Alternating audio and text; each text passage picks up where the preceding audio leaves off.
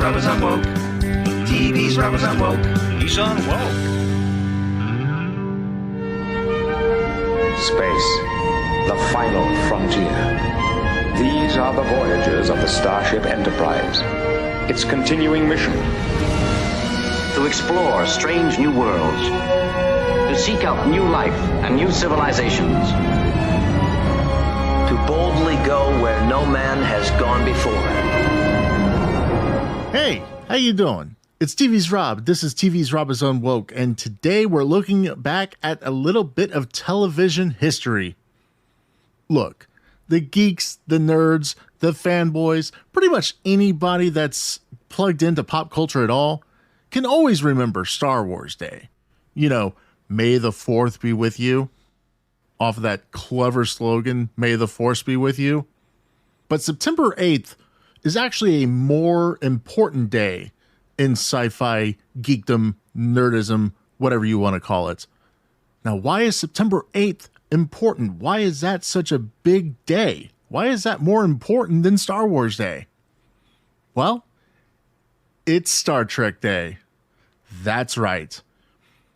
55 years ago, September 8th, 1966, Gene Roddenberry's Wagon Train to the Stars made its television debut, setting into motion, without even knowing, a cultural phenomenon that would last more than half century later.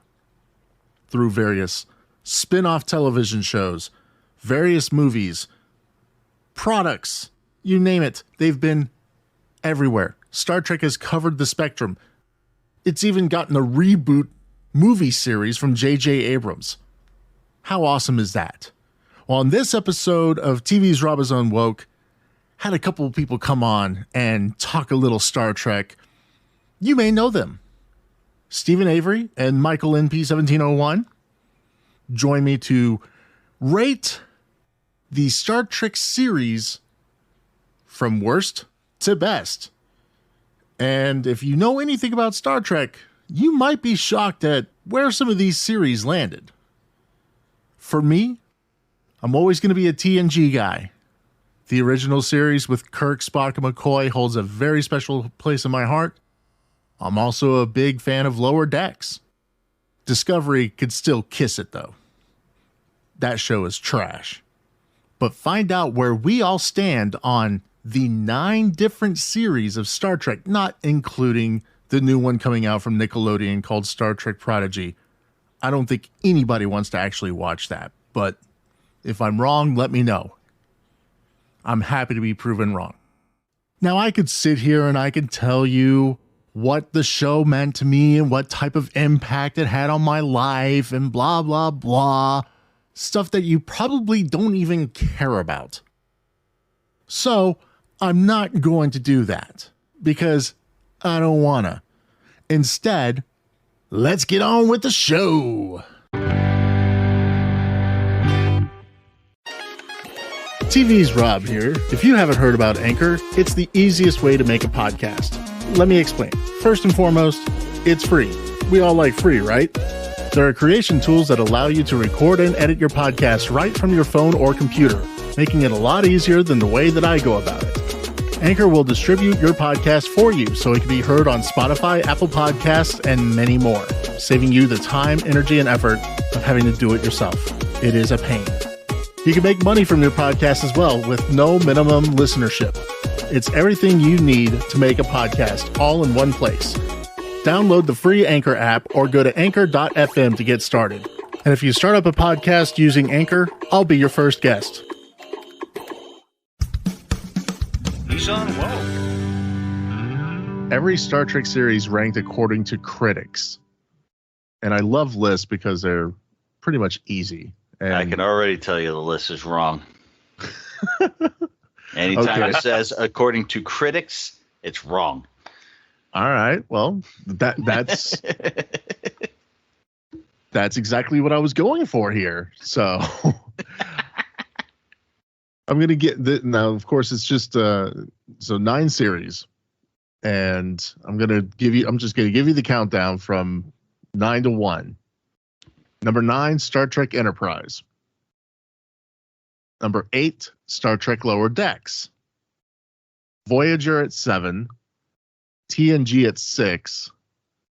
Discovery at 5. The original series at 4. Picard at number 3. DS9 at 2. And the number 1 series, according to critics, the animated series. So, just starting off, Steven, where do you want to, what's your biggest issue with this list? Well, first off, my biggest issue with the list is I think I'm about to get your podcast banned for life because those critics need to shoot themselves. All right. Well, yeah. If it gets canceled, it gets canceled. I mean, it's been a hell of a run. First off, the animated series, there's no way that's number 1 series of all of them. But 94% of critics said. I don't care. This is why I never pay attention to critics. Right, 99% of the time, if I'm looking up a movie and the critics hate it, I want to go see that movie because I'm guaranteed to love it. That's my rule of thumb right there. If the critics hate it, I'm going to go watch it because I'm going to love it. So critics don't know what they're talking about. That is my number 1 rule. So animated series, no chance in hell that it's actually the number 1. I guarantee you, if you ask Star Trek fans, they're all going to laugh. Right? All right, Michael, what's your biggest issue? Do you have an issue with this ranking? Do you agree with it? Oh, no. But I think putting the animated series at number 1 might be more of a function of nostalgia because these critics are about the age where they would have watched that as children. You know, I grew up watching The Next Generation, so I put that much higher than I do some of the other series. So it may just be a function of that's what brought you in. All right. So if we were going to rank these series ourselves, what would be your absolute, what would be number 9 for you, Michael? Well, I haven't seen Discovery, but everything that I've heard about it, it's probably going to be my bottom of the list. All right. Well, at least you own up to not having seen it. So, right.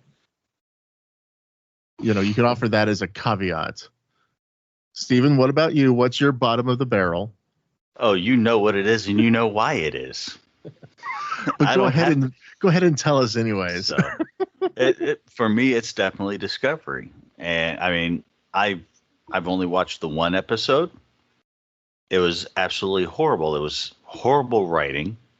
It was horrible attempt at reinventing things. It was just whoever was in charge of dealing with this series knows that they're like J.J. Abrams trying to do Star Trek movies. They know nothing about Star Trek. They just want to throw out something that does what they want to do, and they want to attach a label to it to attract people.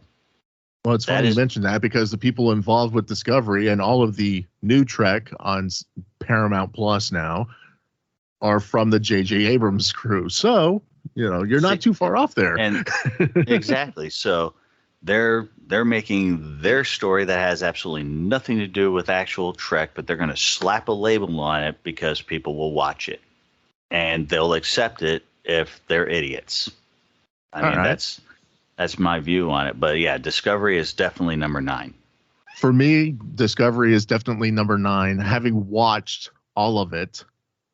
I'm sorry. I know.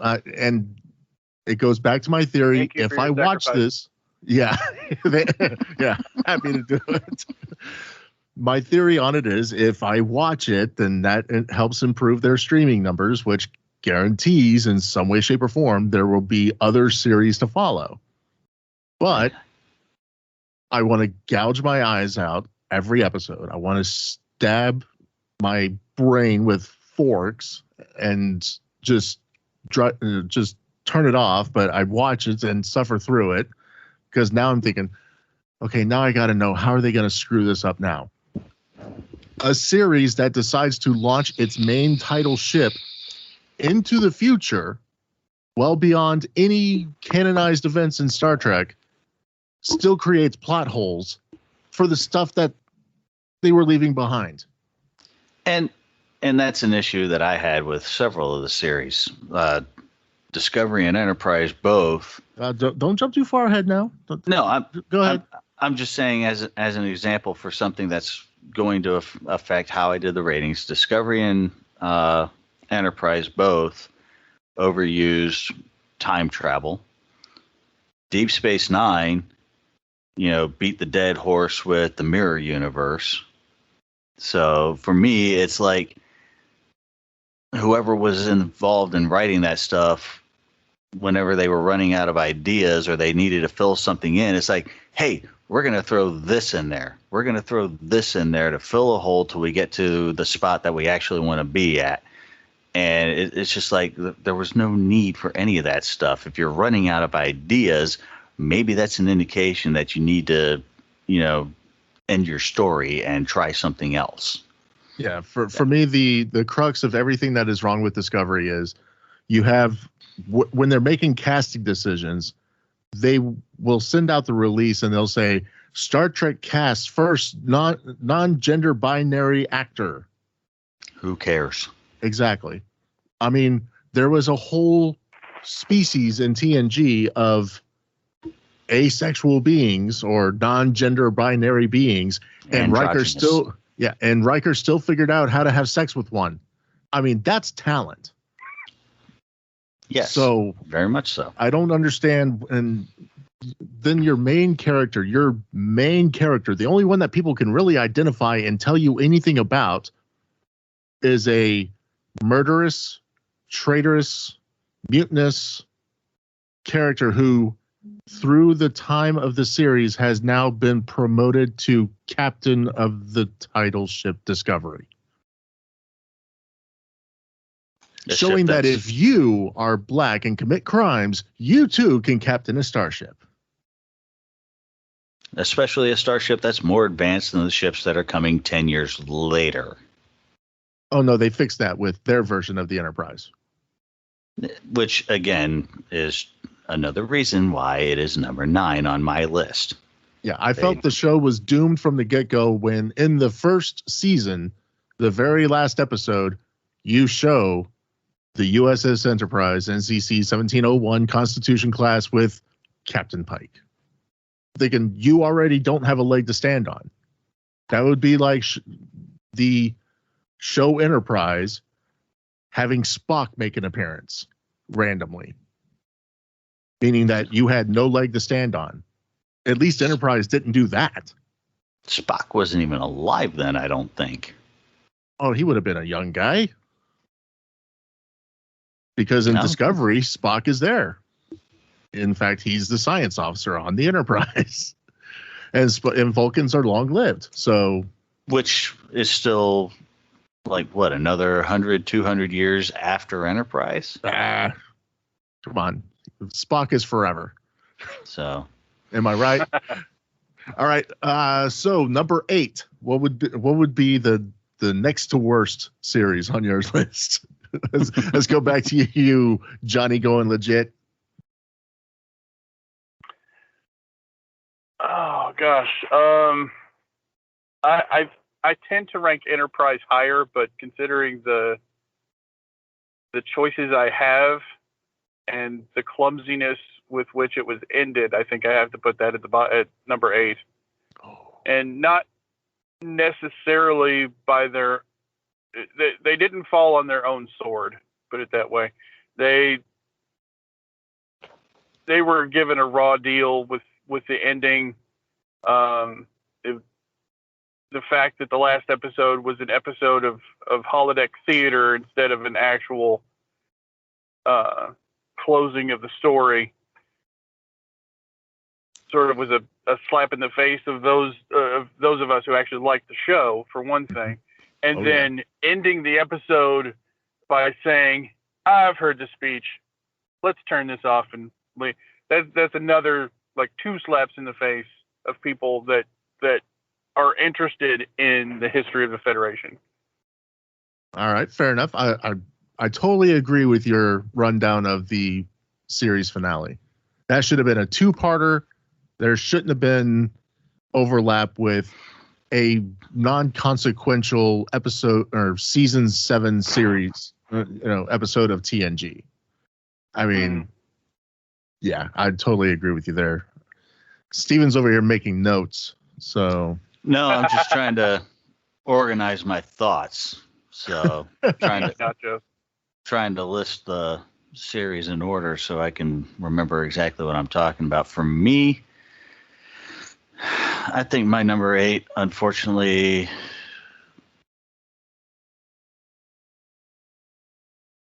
see, that one's kind of a difficult one for me. I would probably have to go with the animated series just because it never really carried enough to keep me going.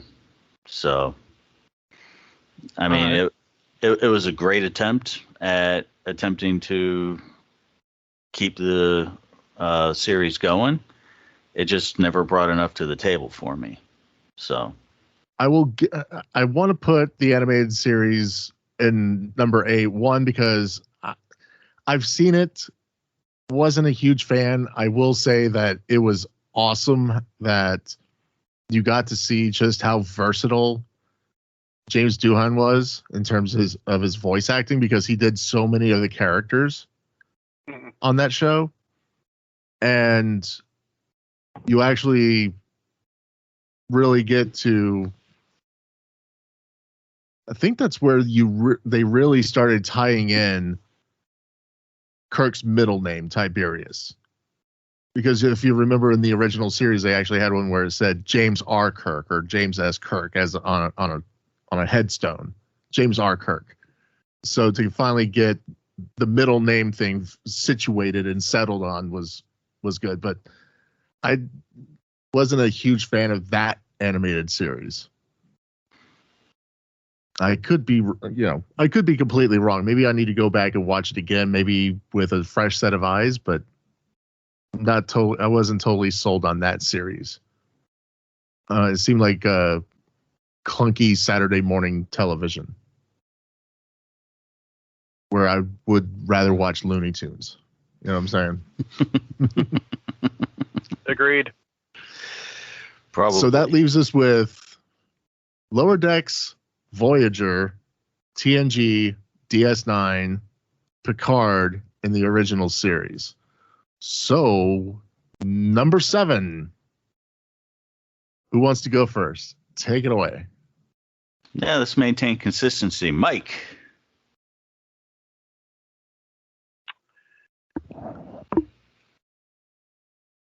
Let's see. Well, again, I haven't seen Lower Decks. I've heard good things about it, so I'm not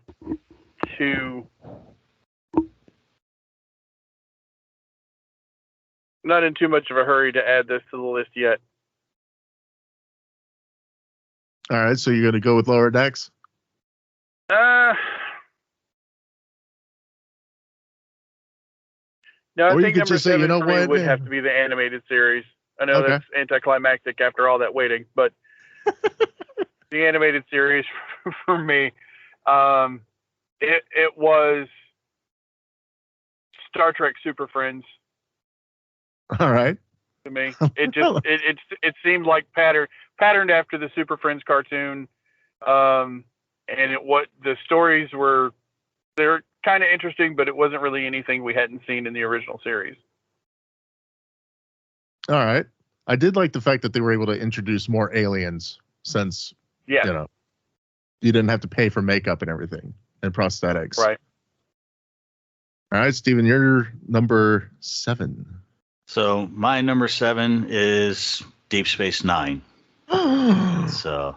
Oh, wow. Am I the only one shocked by that? I mean, for me, like I said, shocked. they massively overused the mirror universe for me. And I mentioned this before when we were talking Star Trek. To me, it felt way too close to like a soap opera. And things really didn't pick up till much later in the series. And, for me, if it hadn't been for intentionally looking for it, I never would have gotten far enough into the series to really find any of any of that stuff. So it was pretty much like okay, you started doing some good stuff, but it came too late in the series for me to even understand half of what happened before it. So it was for me, it was just not a really good. There was a lot they could have done there that they never did. So All right, okay, all right. Hey, I mean, big example. You're in the middle of the Dominion War. Biggest war the Federation's fought in the longest time. And who do you not see ever in the war? The Federation's flagship, the biggest, baddest ship that they're supposed to have at the time, which at that time was the Enterprise E. You're not going to. The Sovereign class was the first time in a while that they built a combat cruiser, because that's what the E is. The E is a combat cruiser. It's not an exploration cruiser like the Galaxy class is. It's a combat cruiser, and they don't bother to say, hey, maybe we should have this in there. We should have a couple actual combat cruisers going at this. Most of their actual combat-oriented cruisers are the older styles, like the Excelsior, the Miranda class. Yeah, they had the Akiras in there, which those were built specifically because of the Borg. But other than that, they don't really have a whole lot of actual combat-oriented stuff in there. It's all stuff that's, it's big and powerful because you got to be able to protect yourself, but we're more exploration stuff. They don't have, just stuff like that really sticks with me. All right. Okay. No, I could definitely see that. My number 7, this is going to be kind of shocking. I don't know. You guys might actually totally agree with me putting it this low on the list. Picard. And the reason for that is I don't like the development they did on Jean-Luc Picard, because Picard never struck me as the man who would just take his ball and run home. When he doesn't get his way, he's just like, you know what, screw you guys, I'm going home. I've never thought him to be that type of person. The man was assimilated by the Borg and still came back for more. The man faced his own clone and still came back for more. The man had to deal with a future version of himself, still came back for more. And to take his ball and run home and just basically go into hiding at Chateau Picard just doesn't strike me as what Jean-Luc Picard would have done. And then this is, more like teenage Rob talking, but what they did to 7 of 9 pisses me off to no end. Oh my God. You do not take perfection like 7 of 9. I mean, 7 of 9 was always like awestruck by that Omega particle and Voyager because it's supposed to be the definition of perfection. No. She was the definition of perfection. And to make her, I guess, maybe by the end of the first season of that series, and having her slum it with Michelle Hurd, no. No.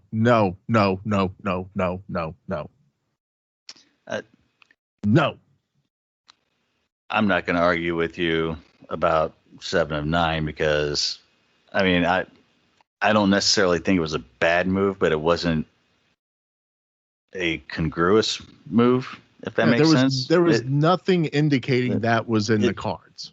Yeah, I mean, it didn't make sense doing the shift. I don't have a problem with the shift per se, but it didn't make sense. That's really the only problem I had with it. The point you made about Picard, I kind of agree with, but I see it slightly different in that he got assimilated by the Borg and came back. Those things that you mentioned, most of that stuff was things that happened to him and really dealt only with him.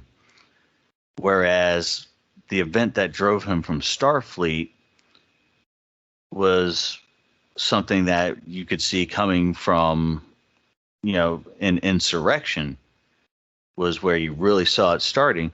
Starfleet had a fundamental shift in the way that they handled things. First they're agreeing to completely uproot an entire society just because, they wanted to twist the Prime Directive and get a hold of, this radiation that could save billions of lives. Why should it be wasted on just these 600 people? And then going on, something bad happens to Starfleet, and instead of addressing that situation while also handling another one, they just said, you know what? We're done. Y'all can go fuck yourselves. We just got attacked. We're going to curl up in a little ball and, be frightened little children while your entire society dies. And that, I think, is what drove Picard to say, I cannot work with this organization. You are not truly Starfleet. You are not truly the defenders of the Federation. I cannot work with you because you do not stand up for the ideals that you did. So, that is where I kind of disagree with you on that. So not to say that you're wrong per se, but just that's the perspective I have on it. Michael, what about you? Do you agree, disagree? Well, there's two things come to mind. First of all, he was also absorbed by the Nexus and didn't even for an instant consider staying there. But on the flip side, there was a lot going into this decision, it seemed like. And I've only seen, so I didn't know that, about 7 of 9. That hurts me a lot. Spoiler. So, yeah. Spoilers. Because I haven't gotten to the point yet in the series where her character's introduced again. But well, then I won't even talk about what also happened at the end. The Okay, other go. thing that happened, Yeah. because that part really has me pushing that down on the list too. Actually, if you I listen shouldn't to our have any previous hard conversation, object to throw at the television while I'm watching that. But it also seems, because of Discovery, they're attempting to retcon what Starfleet is in the Picard show to justify the crap that they're coming up with for Discovery.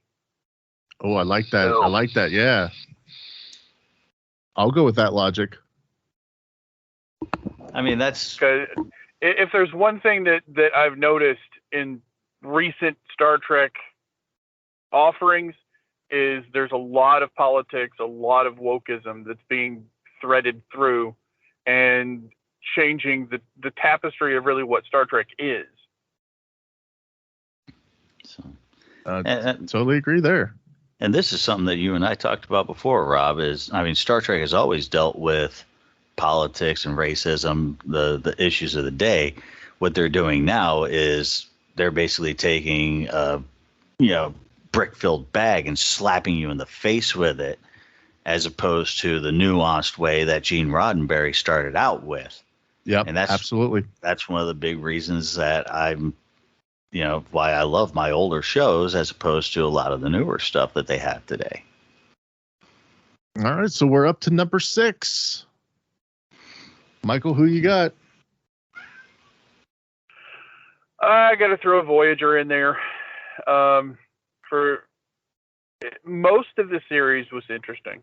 It was compelling that they were lost in the Delta Quadrant for so long, but the fact that they kept stumbling upon resources every week and then basically cheated the entire timeline with Janeway going into the past to help them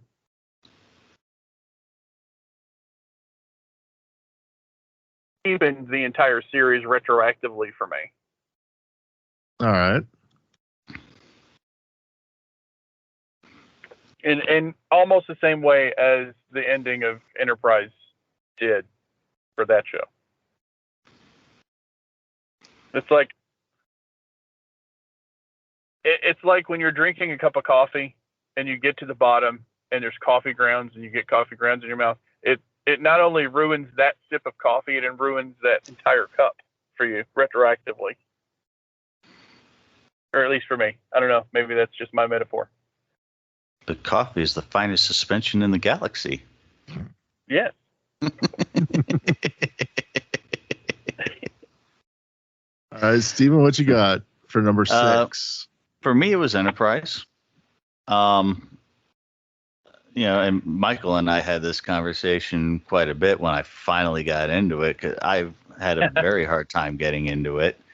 Thank you, Michael, for pushing me to finally watch it all. But like I said, they overused the time travel thing.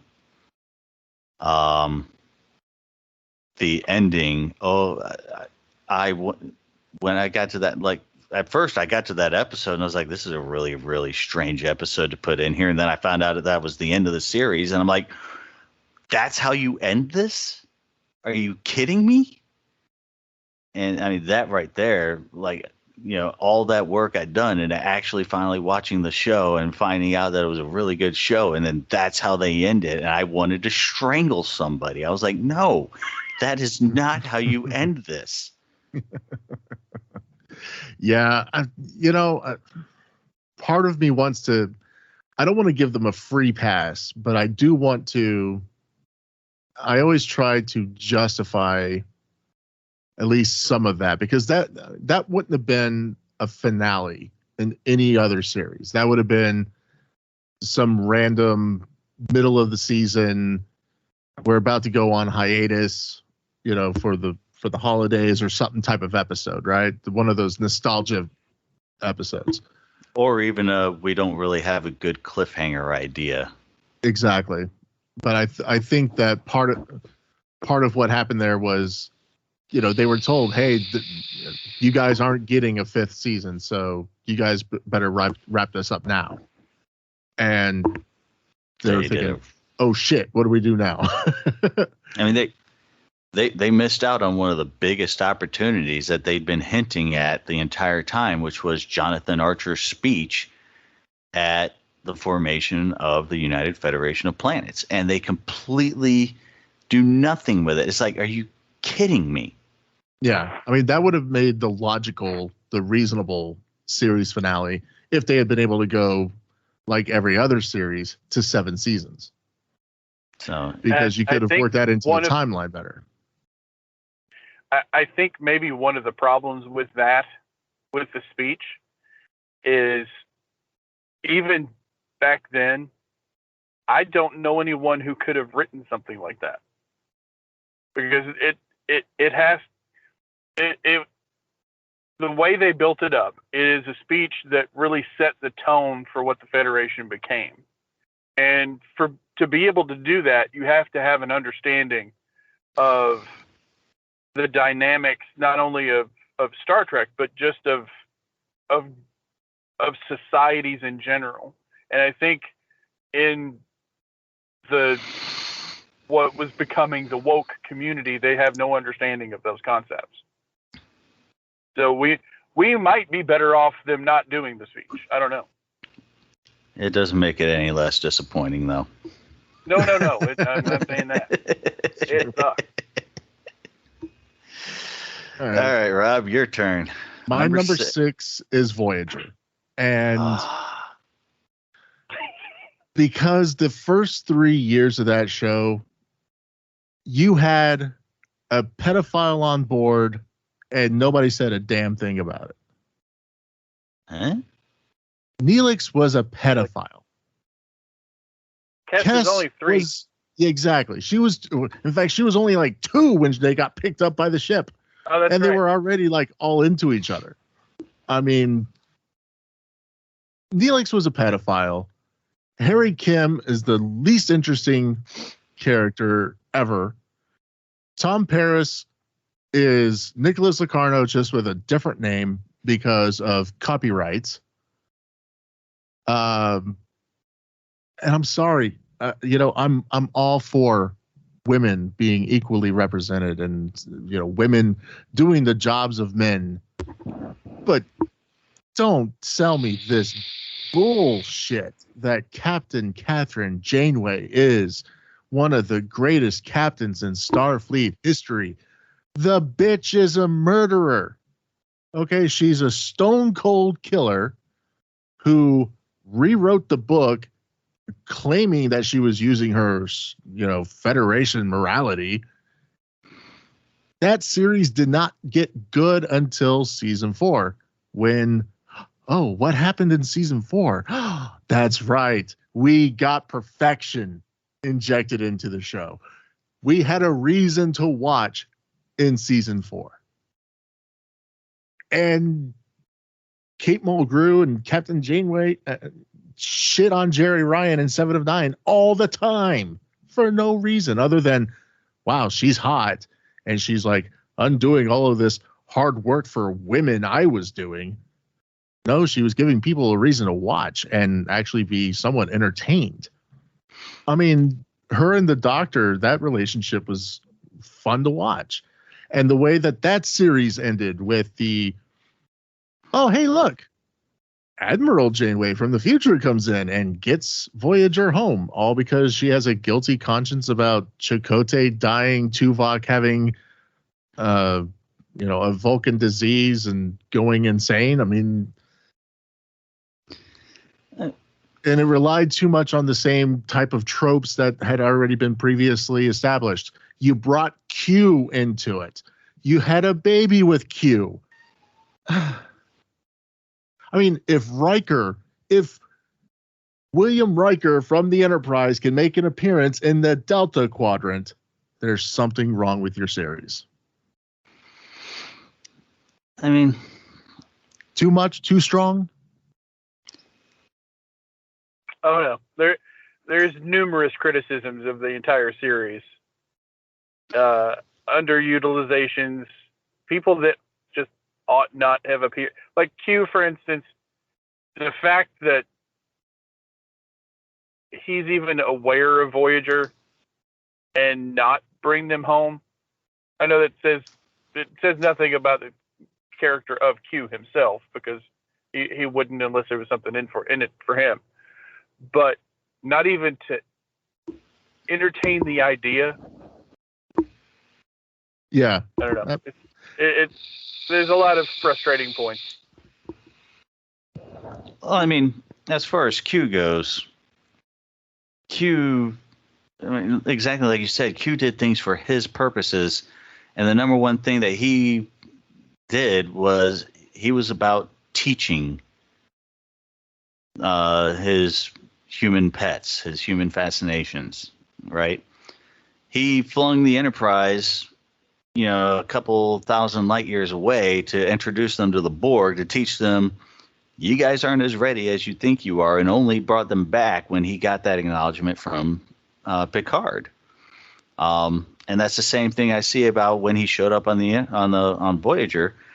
I mean, obviously, the Q Continuum would have been completely aware of it, but what does it teach humanity if the omnipresent beings that can do pretty much anything they want just say, oh, you guys are lost out here, cut off from everybody else? Oh, that's okay. We'll bring you back. It teaches them nothing, right? Well, I think that he didn't he offer to, at least get them closer to home or actually send them all the way home if Catherine had just decided to make a baby with them? I think that was part of the bargain. And I do remember him moving them, I think it was like 10 years. Yeah. I know that there was Something some like sort that. of trade-off. Yeah. I mean, if you're Captain Janeway and you're all consuming only purpose in life is to get your crew home, wouldn't you have just taken one for the team? I mean, I know that John Delancey is a brony and he's and all that, but come on. Yeah, but that also would have ended the series. Well, you could have saved that for season 7. But the fact that they brought him in a few different times. I mean, Q made one appearance on DS9, got punched in the face, and was gone for the rest of the time. Which is why he only made one appearance on Deep Space Nine. Yeah, but at that point, I mean, Q had been like that big baddie, that character that really shined on TNG. And I know that, we're going to cross some characters over, blah, blah, blah, blah, blah. But I think that you hit the point with the law of diminishing returns on Q by the time that, that stuff wrapped up on Voyager. And him coming back for season 2 of Picard, I'm thrilled about that because the chemistry between those two has always been really good. So I hope I get to see the Q that I knew and actually enjoyed. Let's see, why are you going to bring that up? Because now you're going to make me want to actually watch Picard season 2, and I was dead set on having nothing to do with it. Q's the only reason. That is the only reason why I'm even entertaining the thought of watching Picard season 2. All right, so we're halfway. Who you got for number 5? Number 5, I haven't mentioned Deep Space Nine yet, have I? No. Steven, I hope you're taking notes on these. I am. Yeah, I really, because I know I'm going to forget how many, what I've picked so far. But Deep Space Nine, I have, that's my wife and I's favorite one to watch together because it is kind of a soap opera. And I have other issues with the show. So the whole issue with the symbionts and I don't know, the thing with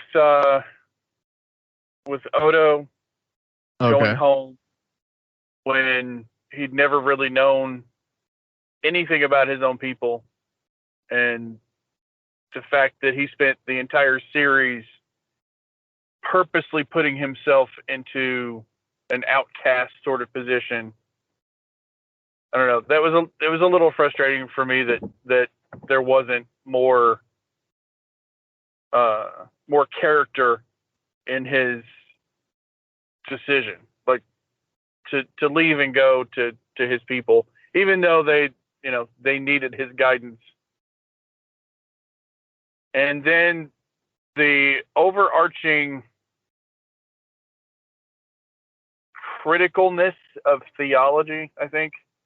There's that metaphorical undertone of skepticism and not belittling, but just. Yeah, no, I'm with you. The antagonistic relationship with theology. Yes. But I will say, they did kind of redeem themselves there because you had Sisko, who was just dead set against all of it, fully embrace his role as the emissary by the end of the series. But I mean, but everything else that you're saying, yeah, I mean, I'm totally on board with you on it. What else you got on that?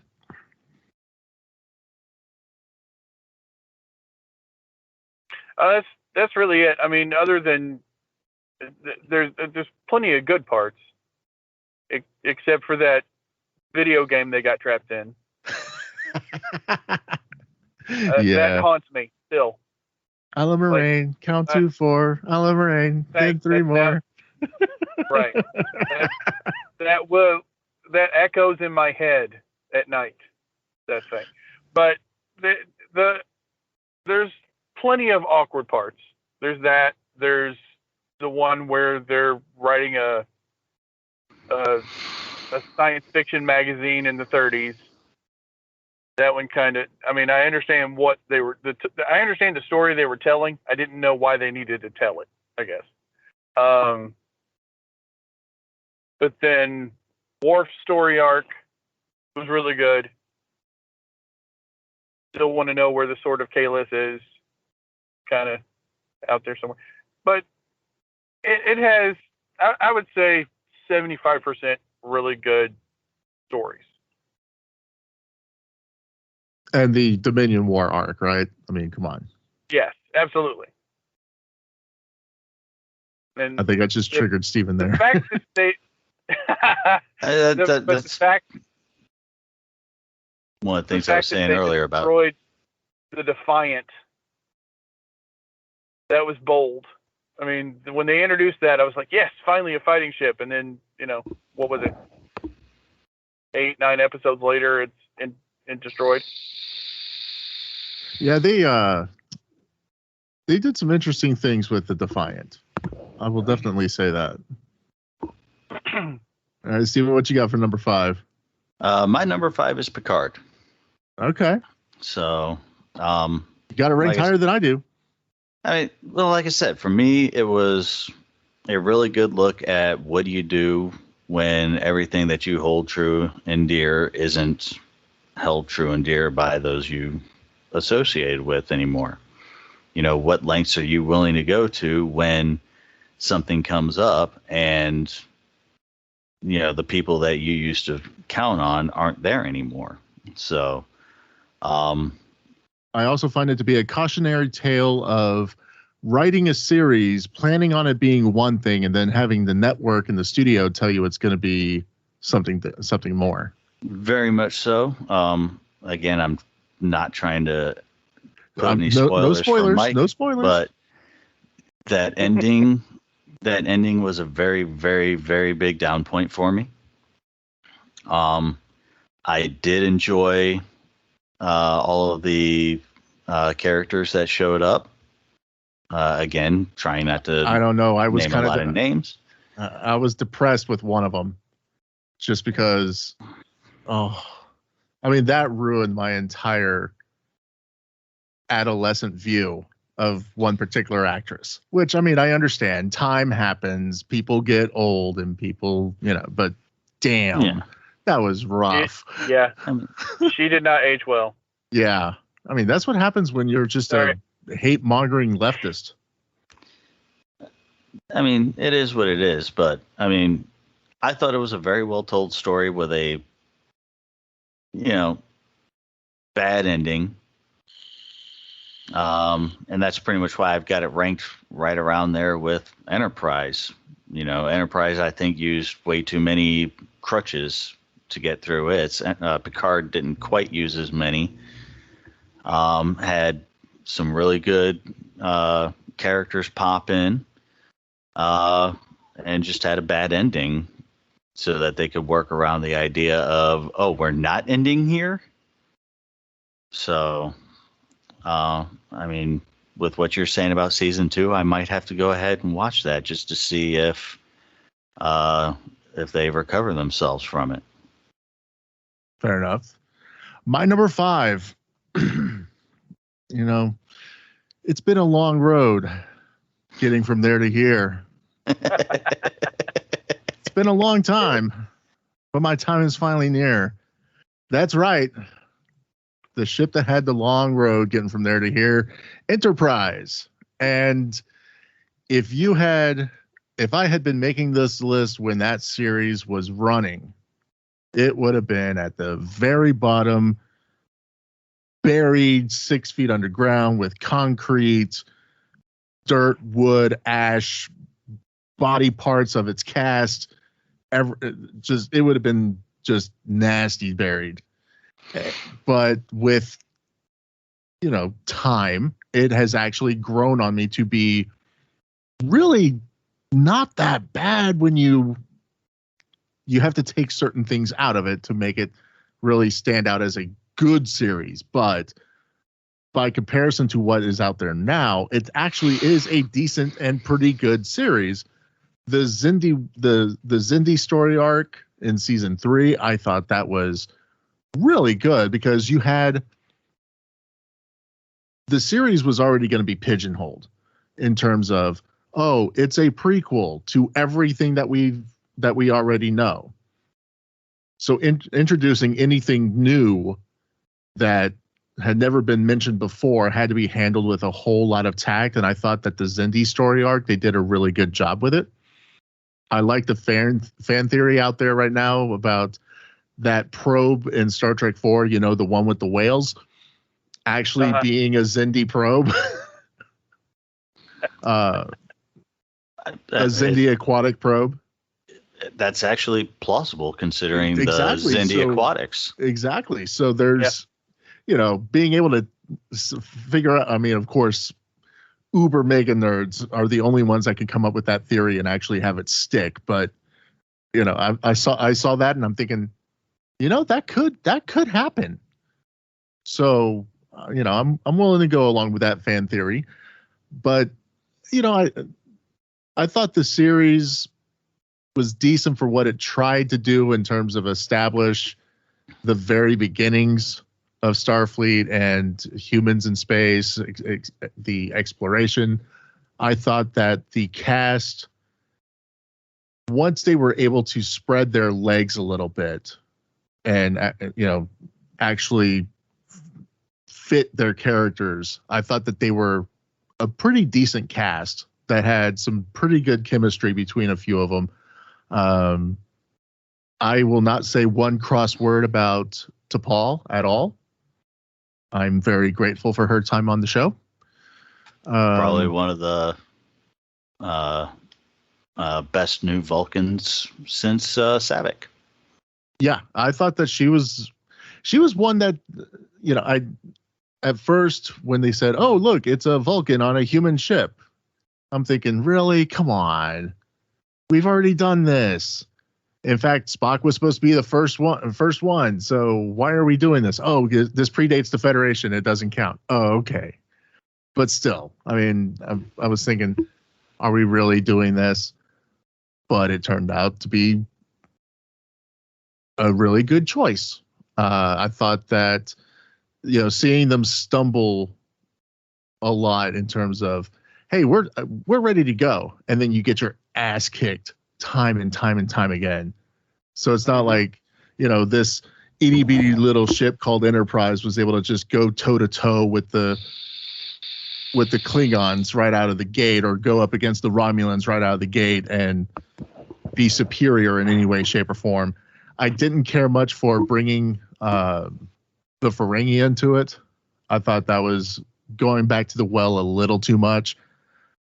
But the character of Shran, the Andorians, you never got to see a whole lot of the Andorians in any other iteration of Star Trek. So I thought that was a really cool addition. And Yes. Jeffrey Combs.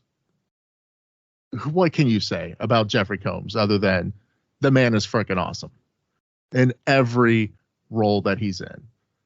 And he holds Once the I record started for looking being. for him, I saw him everywhere. Yep. Yeah, I mean, he's in a lot of stuff that you wouldn't even really recognize him. And in fact, I don't recognize him without character makeup on. Right. But I thought he was a great addition to the series. He holds the record for the most characters portrayed in Star Trek, period. Other than James Doohan, but that was voice work for the animated series, not the same thing. Actually portraying characters. So Enterprise is my number 5. So we're in the top half. What's number 4? So one other thing I wanted to mention, the with Enterprise, just telling the history, the fact that they walked into that temple with the Vulcans just lying their butts off about what they were doing there was a huge curveball. And I know, Steve, yes. you did not see that coming at all. Yeah, because Vulcans don't lie. No, of course not. Wrong. But Spock said, "I'm a Vulcan. I'm incapable of lying." And that's something that gets proven wrong time after time after time But in Star Spock Trek. It's said not it. It doesn't matter. It's not that they're incapable. It's that there's no logic behind it. When there's logic behind it, they are completely capable of lying. Star And showing Trek that 2. and showing that one sect of Vulcans that still embraced their emotions and things like that, I thought that was pretty creative. The thing I didn't like was the fact that the mind meld is like taboo on Enterprise, but at the same time I'm thinking, well, this is 100 years before, so maybe it still was. But Well, in the meantime, Tuvok is over on Voyager doing it like every other episode. Yeah, The exactly. mind meld. Yeah. That's one of the things that my wife mentioned. Like, it's like that's the one thing he can do. Yes, that was the one thing he could do. And even then, I think there was one time where he screwed it up with Kes. Yes. All right, so Michael, what you got for number 4? Have I mentioned Picard yet? Because I think number 4, with an asterisk, is Picard. Because so far, I kind of like how it's going. I don't know what's coming, so don't tell me. I do have this unfortunate ability to discover information through the barest threads of clues. So I knew some of Jerry Ryan's arc, and I know that Riker and Troy come back in their walkers, and that's about it. Walkers. I deliberately try to avoid information because I piece things together really easily, and that's so far all I know about the upcoming episodes. All right, fair enough. So subject to change with the asterisk. I like that. Yes. All right. So for me, number 4 is Lower Decks. So I mean, this is probably the only new Trek that's come out that I was like, oh my God, it's fun. It's Trek. And it explores something that, was started in The Next Generation. Because time after time after time, you see everything that the command crew is doing. You see what all the senior officers are doing. And every now and then you got a JO that shows up and helps out in their weird, quirky way. And then half the time you never see them again. So to see something from the perspective of the junior officers, from the perspective of the least interesting ship in the fleet, and I mean, it's a lot of fun. It's definitely Trek, and I think it is one of the best things to come out since J.J. Abrams got a hold of the series. So, I mean, it's definitely not the best, but it's something that gives me hope that, despite the damage that they are doing, we might still be able to enjoy good Trek in the future. All right. Number 4 for me was also Lower Decks. And for a lot of the same reasons that you just gave, Stephen. For me, it's funny how one episode of TNG can lead to an entire series because of, like you mentioned, that one episode called Lower Decks, where you had the 4 ensigns running around. The thing I really enjoy about Lower Decks is the fact that they don't take themselves too seriously. They don't take the series too seriously. They drop Easter eggs and callbacks and little nostalgia hits all throughout the series. There's a statue of Chief O'Brien saying the most important man in Starfleet history. Yes.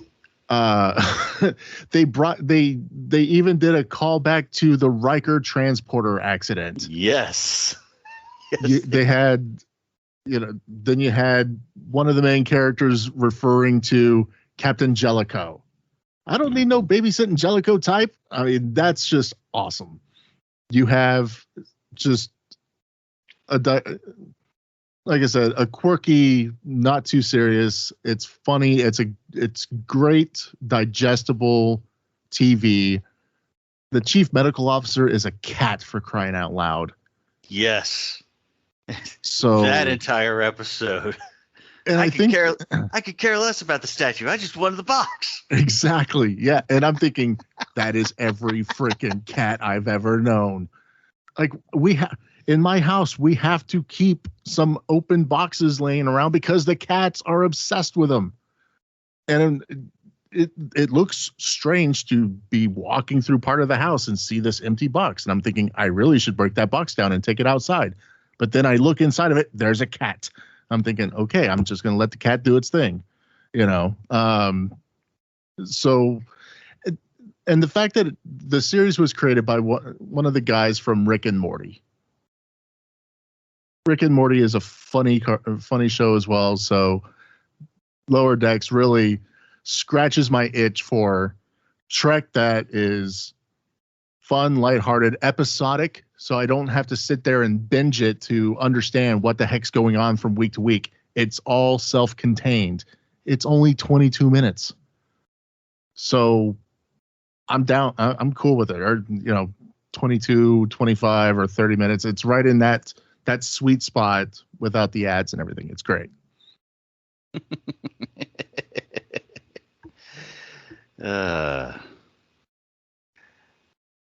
Michael, you got anything on that one? Are you good?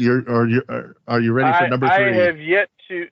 I haven't seen Lower Decks, but you guys make it sound awesome. And irreverent. That's my wheelhouse. Irreverent humor. And I mean, you have a character who loves going to the break. Quick moving.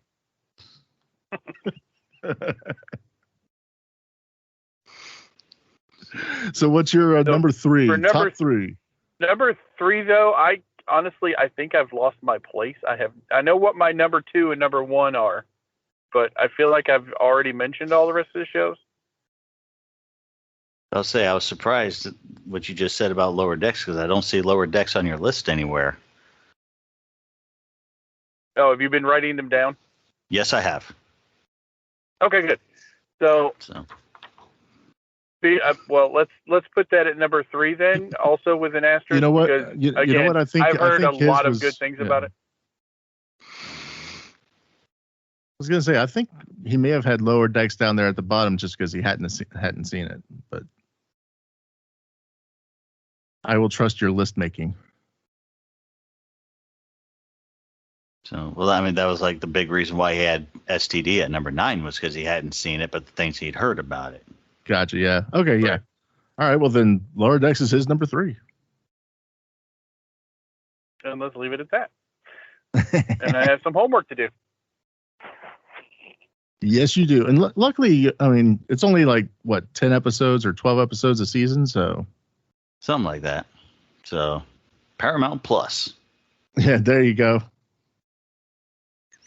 Yeah, I downloaded Paramount Plus on our Fire Stick, and my wife goes, "Wait a minute, you're getting Paramount too?" I'm like, when did you get Paramount? And she's like, I did that like 2 months ago. I'm like, she could have told me, and I could have had all this homework already done. And anyway, not helpful. All right. So now we're at Rob, number 3. What was your number 3? Did I just miss it? Steven, you're number 3. Oh, right. I've already got my list for it now. That's why I got confused. My number 3 is Voyager. So, I mean, it was for me, like Deep Space Nine had the great idea of being other than going everywhere. It was a twist on the Trek that we knew. And that was one thing that really drew me in about Voyager was it was the same ideal as what Trek was, but we did it with throwing them in a completely unexplored part of the galaxy. And what do you do when you have to get home? Right? So, I personally, for that situation, I thought Janeway was a great captain. I don't know that she would have been one of the best of Starfleet had she stayed in the Alpha Quadrant. But definitely for that situation, I thought she did extremely well. Pretty much the main complaints I have about that series are how in the hell do you go 7 seasons without promoting one of the most important people on the bridge? It became a trope. It did. They even mentioned it in series. But I mean, at some point, you just got to give him lieutenant, just because it makes no sense for him to be an ensign anymore. Hell, even she promoted and demoted other members of the crew. Why not Harry and Kim? re-promoted? Exactly. So, and then I mean, even once you get to the end of the series, everybody else is retired, and he's still only a captain. So, I mean, that was kind of downer. the thing you mentioned about the Janeway's time travel at the end and how you were just kind of like, not so much. I didn't like that. For me, it worked mainly because you spend 7 years trying to do everything by the book. And it like that was a breaking point for her where it's like, you know what? I played by the rules and look what it got me on this one point. I'm going to do what I have to do. And how about the Doctor being married to a Skinamax actress in that series finale? Hey, I mean, holograms are people too, man. I'm not going to. So, I mean, that was one of the things,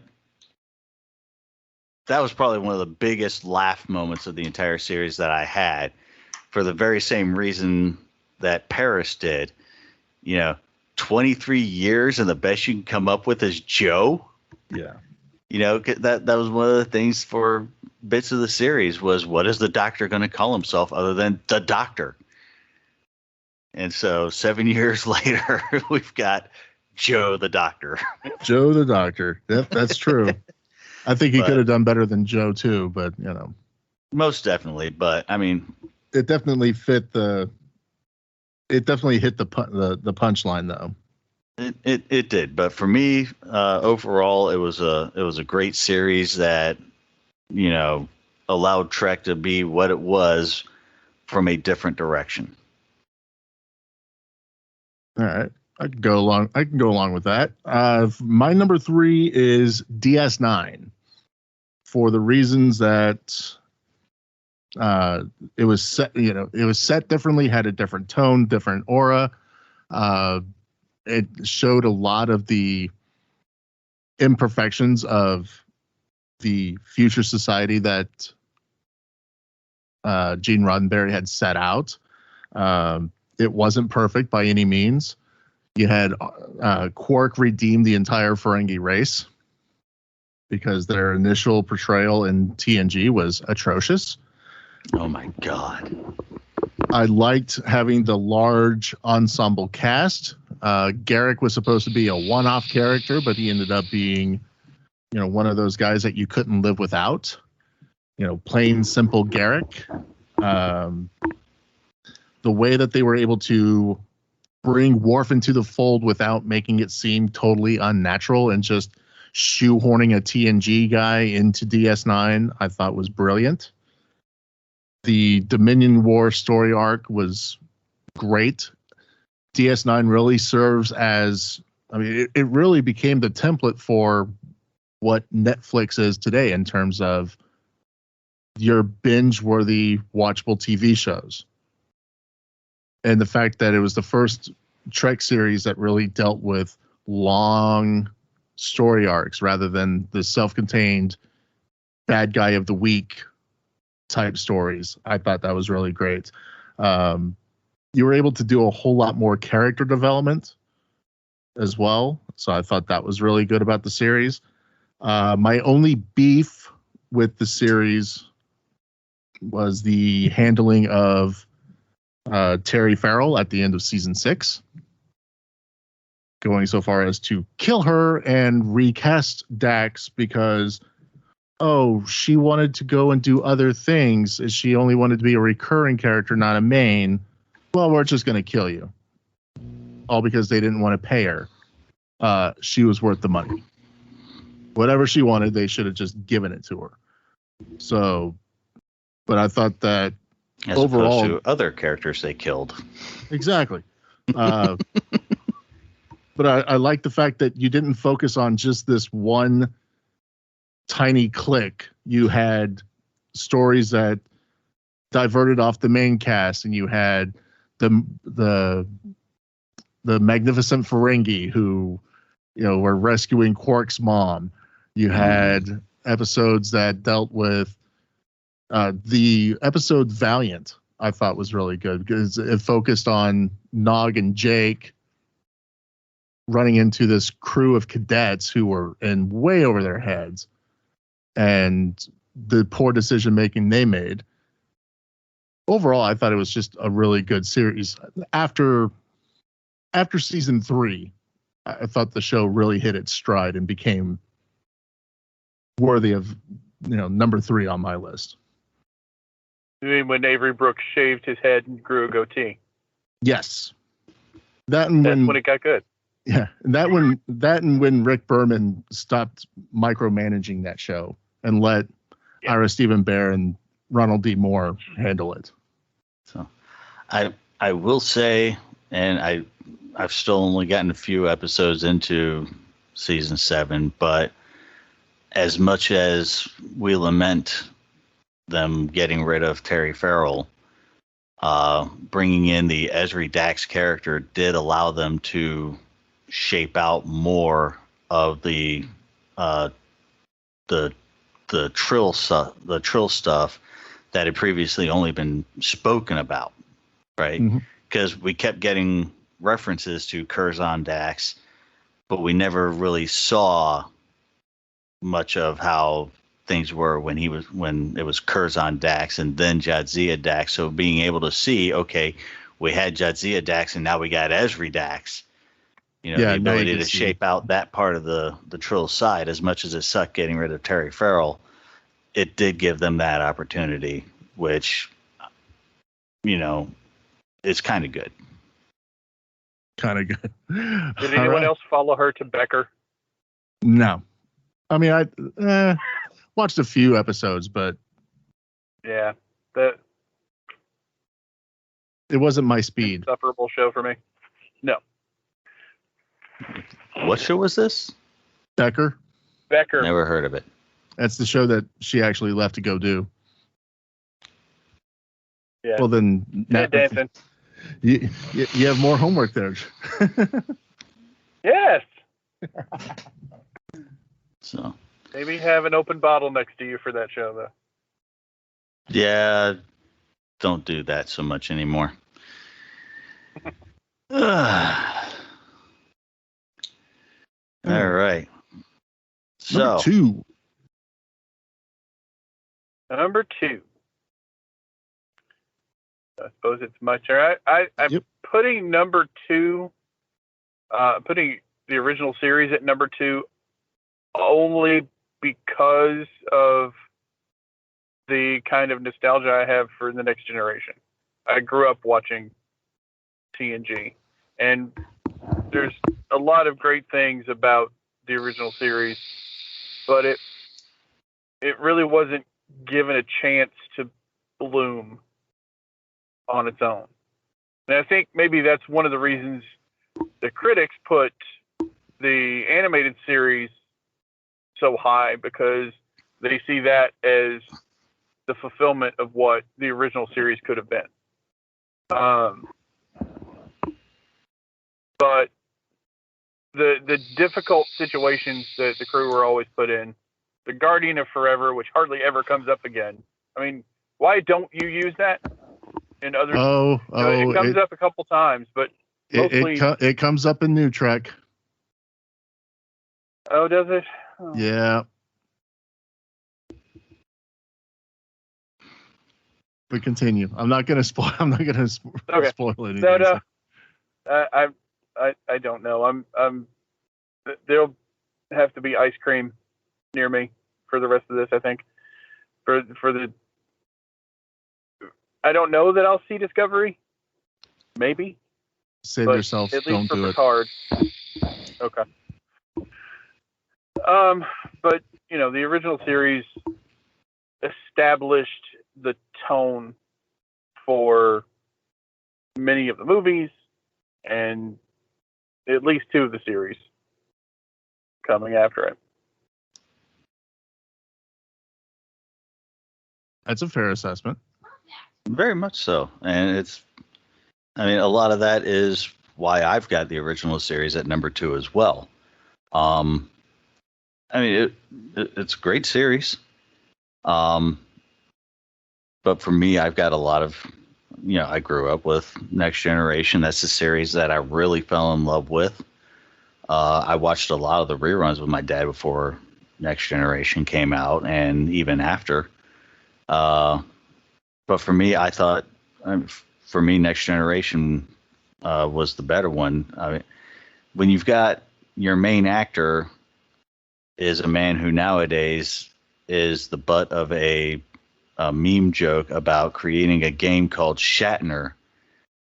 And the game is somebody yells out Shatner, and whatever you're doing, you have to keep doing it, but now you have to overact it. So, but I mean, original series laid the groundwork for what we are today, and it could have been so much more. A lot of that has to do with the studios never truly gave it a chance. You know, they finally did give it. You know, somebody finally came around and said, you know what? Yeah, we'll do your show, and then the budget is practically nothing. You know, and that's why you've got women running around wearing nothing half the time, not because Gene Roddenberry or somebody was a pervert, but because they didn't have a budget to work with. But you say that like it's a bad thing. No, not at all. I mean, you know, They did use a lot of green paint. They did use a lot of green paint. They used a lot of gauze. Thank God. You know, so the original series could have been so much more, and had it actually been given the proper chance it should have, you know, it very probably could be number 1 instead of number 2. Very interesting, because my number 2 is actually TNG. And the reason that the original series is number 1 on my list is because a lot of the same things that you were just talking about. So on TNG, it's number 2 on my list because in terms of revitalizing and redirecting an entire franchise and actually serving as a springboard, you wouldn't have DS9, Voyager, Enterprise, and you wouldn't have New Trek without The Next Generation. If that show hadn't have hit when it did, how it did, and grew into the phenomenon that it became, Star Trek dies at that point. So in terms of being one of the most influential, I put TNG at number 2. But because it launched the entire franchise, I had to put the original series at number 1. It's a very small technicality. I mean, you're not wrong, really. Yeah. And to answer, I guess the way that I have the final 2 ranked, I mean, it answers the question, who do you like better, Kirk or Picard? Well, I put Kirk at number 1. Well, I mean, they actually, if you ever watched Big Bang Theory, that was something that was brought up. It was a flashback episode when Leonard was first moving in, and Sheldon was quizzing him to determine if he was going to be a suitable roommate. And one of the questions was original Star Trek or Next Generation, and Leonard was like, well, original series over Next Generation, but Picard over Kirk. Or it might have been the other way around. I don't recall exactly, but you know, he had one series over the other, but the opposite captain. Yeah. So, I mean, really, when you look at original series and Next Generation, I look at it as original series set the standard. Next Generation set the bar, right?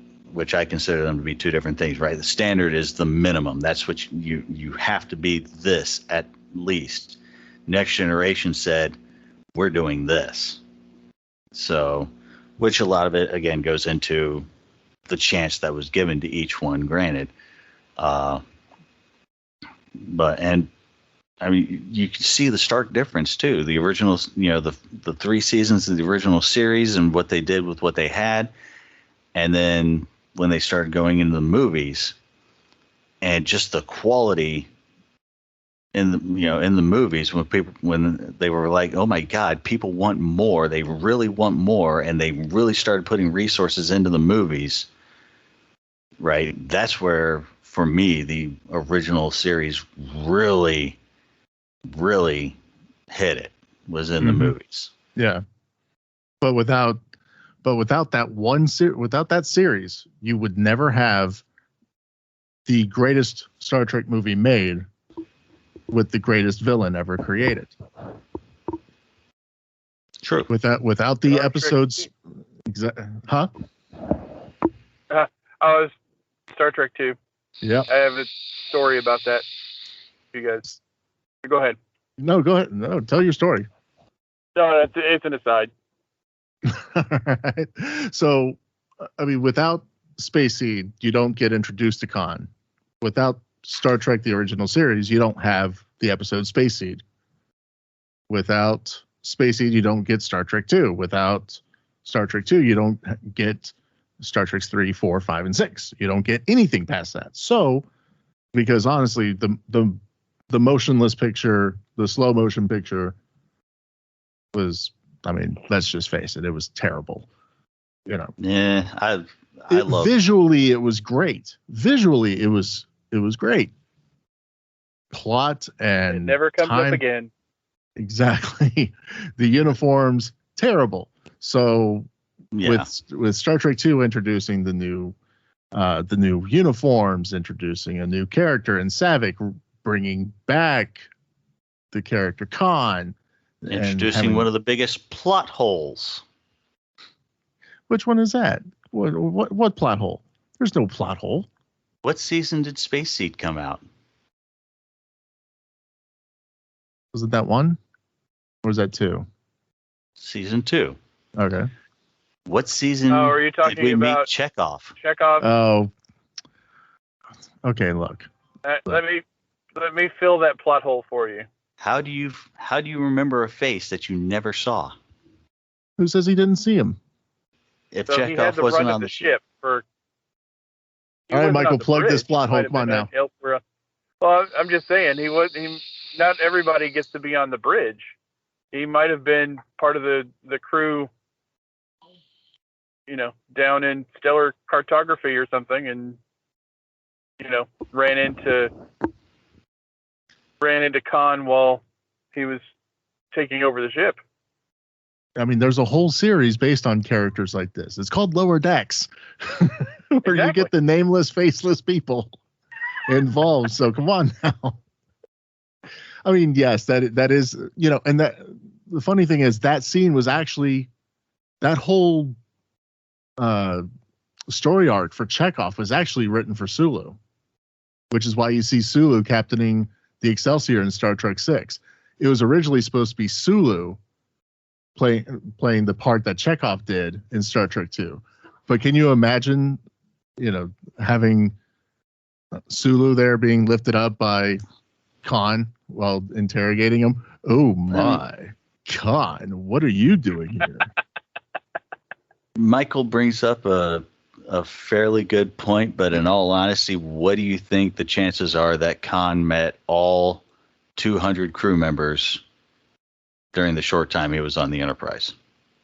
Well, wasn't he stuffing them into like holding cells and recreational areas?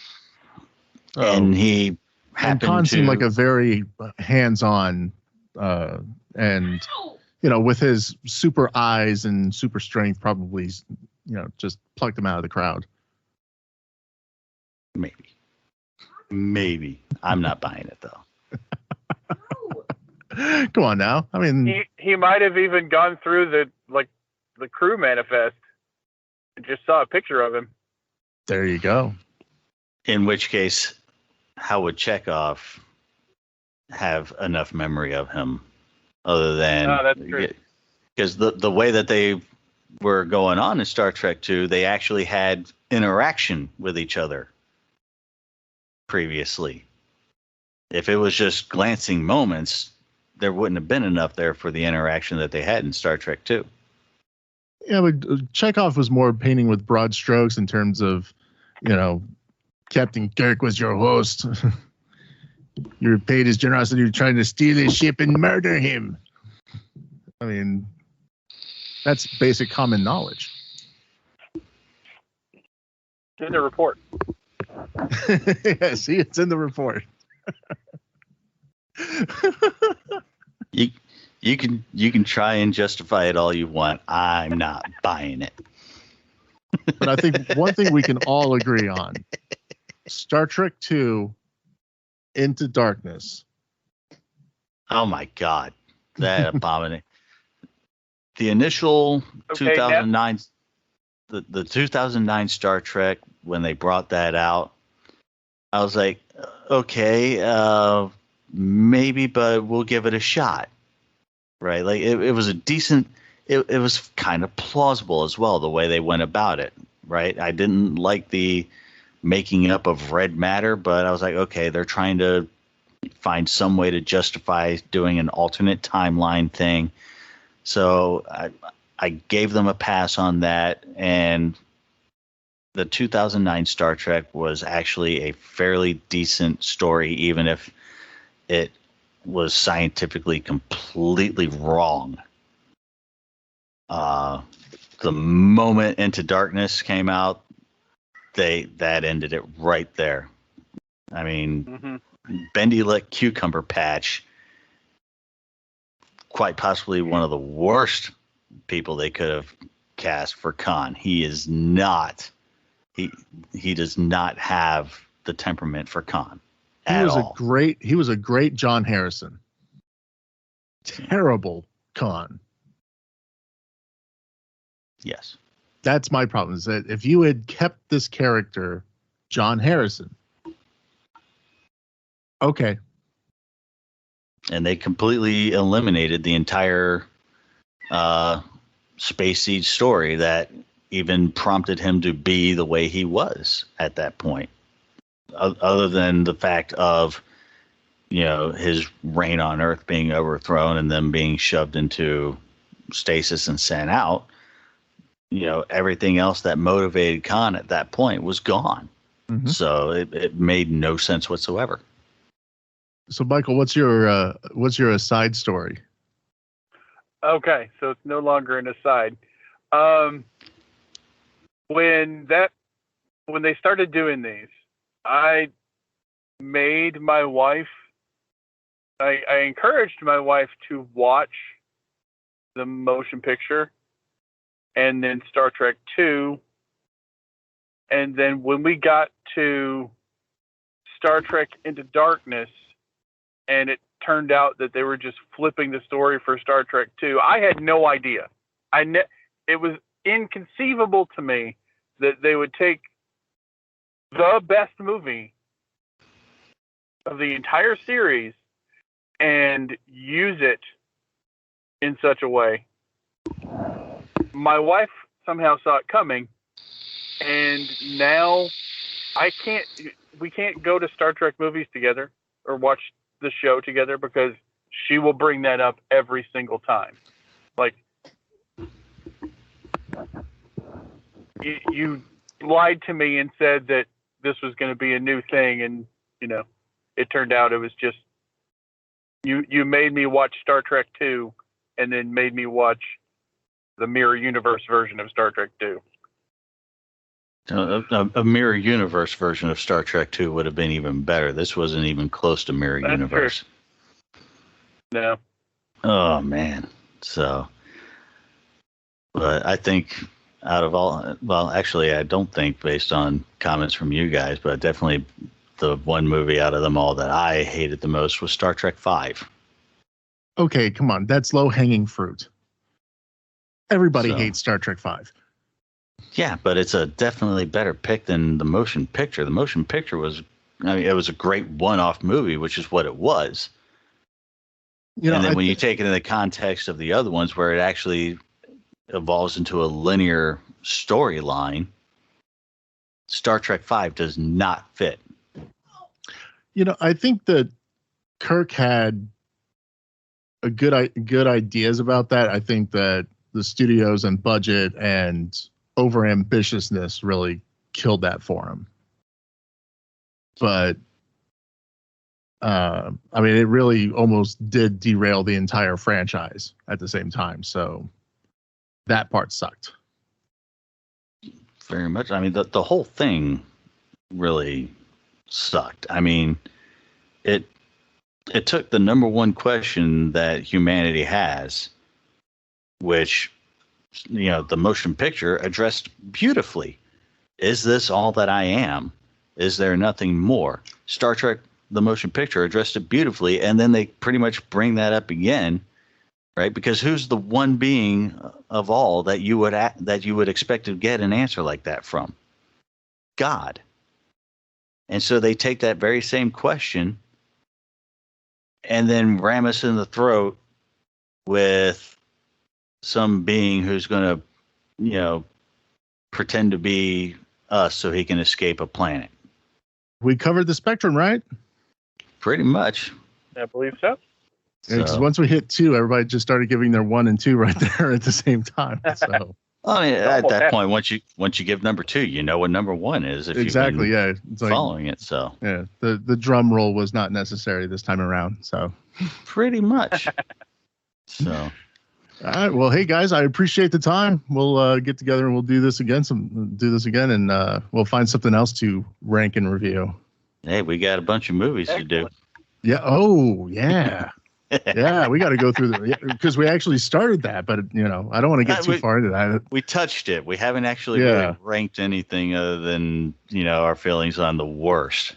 But all right, we will reconvene for the movies in a couple of weeks. How's that sound? Yeah. All right, so. Michael. Next time, make sure you're at a computer so we can actually get you on camera and chit chat instead of using Skype. That would probably be a good idea. All right. Well, thanks for having me. Appreciate it. I appreciate y'all listening and giving the feedback on Twitter and everything, and I really hope that we can keep this thing going. If you would, tell 3 people that you know about this show so they can check it out. Who knows, maybe they'll like it, maybe they'll hate you for recommending it. You never know. Special thanks to my wife and producer, Nikki. You can follow her on Twitter at DFW Radio Girly. And Ryoga, the special derpy cat, the executive producer of TV's Rob is Unwoke. You can follow him on Twitter at Cat Ryoga. He's currently sleeping on a printer. You can see that online. And of course, you can follow me on Twitter at TV's Rob Official. That's right. I'm TV's Rob. This is TV's Rob is Unwoke. We'll catch you next time.